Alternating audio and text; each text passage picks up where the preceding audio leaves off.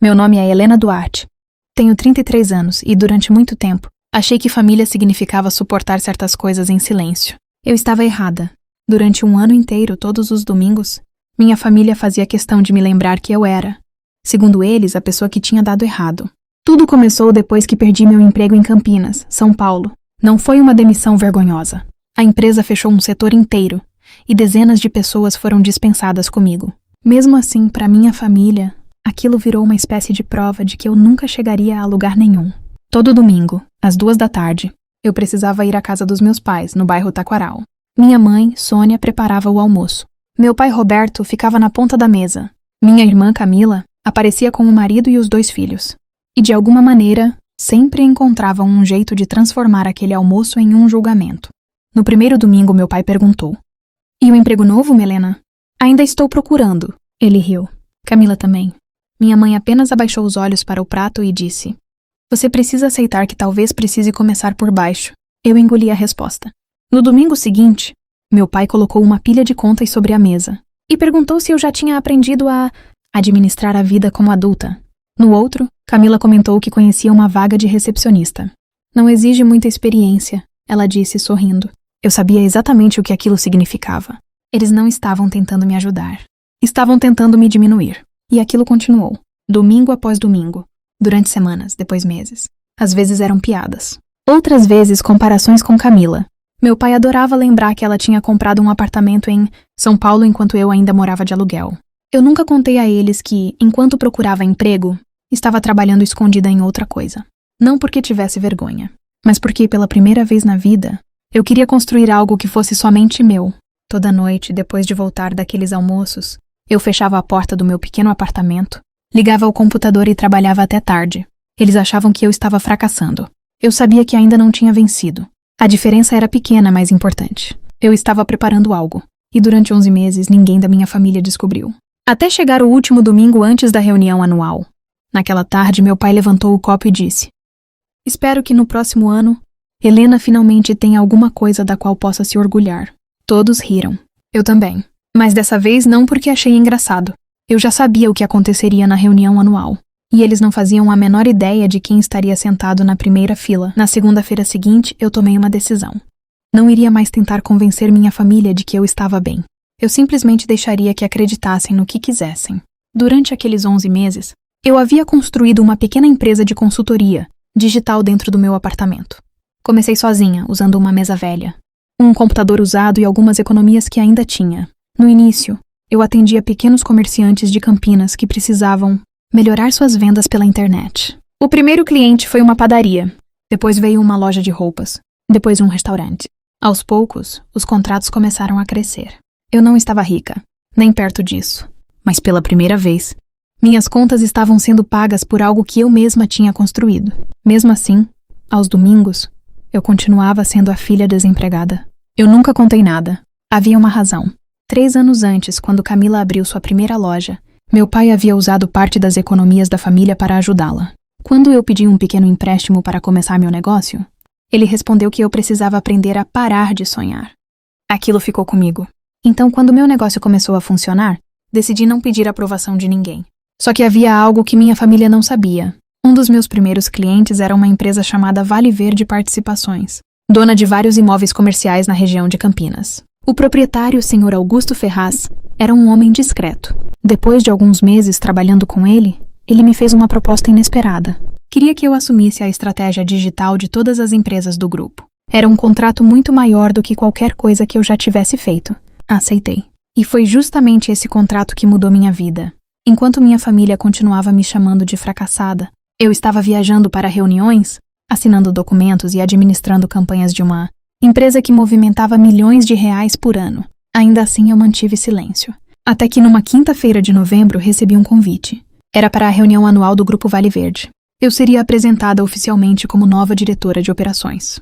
Li o convite várias vezes, então percebi algo que me fez parar. A reunião seria realizada no mesmo hotel onde minha família comemoraria o aniversário de casamento dos meus pais naquela noite. Era coincidência. Pelo menos eu achava que era. Na manhã do evento, Camila me mandou uma mensagem perguntando se eu iria à comemoração.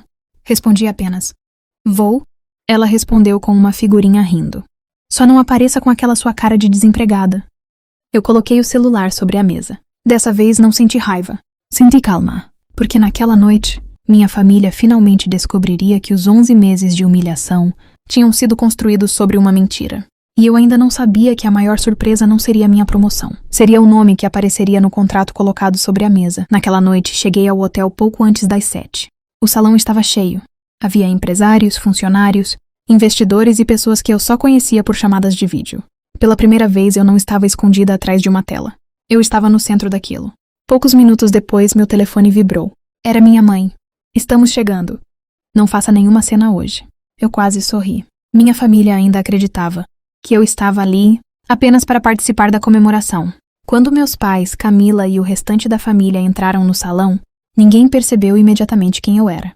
Eu estava usando um blazer azul marinho e segurava uma pasta com documentos. Meu pai passou por mim sem sequer me reconhecer. Camila foi a primeira a perceber. Ela parou. Helena? Oi, Camila. Ela olhou para minha roupa, depois para o palco. O que você está fazendo aqui? Antes que eu respondesse, o Sr. Augusto Ferraz apareceu ao meu lado. Helena, precisamos começar. A diretoria está esperando por você. Minha irmã ficou imóvel. Meu pai virou o rosto. Minha mãe não disse nada. Então o diretor financeiro se aproximou e entregou a mim uma pasta. Está tudo pronto para a apresentação da nova diretora de operações. Eu vi o rosto do meu pai mudar. Ele olhou para mim, como se estivesse tentando encaixar duas pessoas diferentes na mesma mulher. Diretora? Perguntou. Eu apenas assenti, mas ainda não era o momento. A reunião começou. Augusto falou sobre os resultados do último ano e depois chamou meu nome. Helena Duarte assumirá oficialmente a direção de operações do grupo a partir de hoje. Algumas pessoas bateram palmas. Eu me levantei. Minha família permaneceu em silêncio. Durante 11 meses eles haviam me perguntado o que eu estava fazendo da vida. Agora eu tinha a resposta. Mas quando pensei que aquele seria o grande momento, Augusto colocou outro documento sobre a mesa. Antes de encerrarmos, existe uma questão que precisa ser esclarecida. Ele olhou para mim. Você pediu que este documento fosse incluído na reunião? Pedi. Meu pai franziu a testa. Minha mãe ficou completamente imóvel. Eu abri a pasta. Dentro estava o contrato que havia mudado minha vida. Mas havia algo que ninguém naquela sala esperava ver. O nome da pessoa que havia financiado silenciosamente o início da minha empresa estava escrito na última página. E quando minha mãe leu aquele nome, seu rosto perdeu toda a cor. Porque aquele nome não pertencia a nenhum empresário. Pertencia à nossa própria família. Minha mãe olhou para a última página, como se tivesse acabado de encontrar uma fotografia, antiga que preferia esquecer. Não pode ser, ela murmurou. Meu pai tomou o documento das mãos dela. O nome estava ali, sem espaço para dúvida. Eduardo Duarte. Meu avô, o homem que havia morrido 5 anos antes. Camila franziu a testa. Mas o vovô deixou dinheiro para a família. Como isso tem alguma coisa a ver com a Helena? Eu respirei fundo. Antes de morrer, o avô criou um fundo para ajudar os netos a começarem suas próprias vidas. Ele deixou uma condição. O dinheiro seria usado apenas para construir algo. Nunca para manter alguém dependendo da família. Meu pai ficou em silêncio. Eu continuei. Quando eu perdi meu emprego, encontrei os documentos. Não pedi dinheiro a vocês. Usei apenas o que o vovô havia deixado especificamente para mim. O restante eu construí trabalhando. Minha mãe abaixou os olhos. Durante 11 meses, ela havia acreditado que eu não tinha futuro. Na verdade, eu estava seguindo exatamente o conselho do homem que ela mais respeitava. Augusto então explicou que meu trabalho havia aumentado significativamente os resultados das empresas do grupo. A promoção não era um presente, era a consequência dos resultados que eu havia produzido. Meu pai se levantou lentamente. Então você sabia que estaria aqui hoje? Sim. E deixou todos nós pensarmos que você estava fracassando? Olhei para ele. Vocês não precisaram de nenhuma ajuda minha para pensar isso. O salão ficou completamente quieto. Camila começou a chorar. Minha mãe permaneceu sentada. Depois de alguns segundos, ela finalmente disse: Eu achei que estava tentando fazer você ficar forte. Eu senti um aperto no peito. Mãe, força não nasce quando alguém passa 1 ano inteiro dizendo que você não é suficiente. Força nasce quando você decide continuar mesmo assim. Ninguém respondeu. Então fiz algo que havia ensaiado durante meses. Peguei minha pasta e coloquei uma cópia do meu contrato sobre a mesa. Eu não trouxe isso para humilhar vocês. Trouxe porque vocês passaram 1 ano inteiro perguntando o que eu estava fazendo, da minha vida.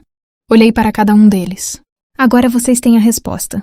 Meu pai abaixou a cabeça. Minha mãe segurou o documento com as 2 mãos. Naquela noite, não houve gritos, vingança ou aplausos exagerados. Só silêncio. E pela primeira vez em 1 ano, aquele silêncio não me machucou. Quando saí do salão, meu telefone recebeu uma mensagem da minha mãe. Tenho orgulho de você. Fiquei olhando para aquelas 4 palavras por muito tempo. Eu poderia ter respondido imediatamente, mas não respondi. Guardei o celular no bolso, respirei fundo e caminhei até a saída, porque finalmente entendi uma coisa. Eu não precisava mais provar meu valor para minha família. Eu já tinha provado para mim mesma.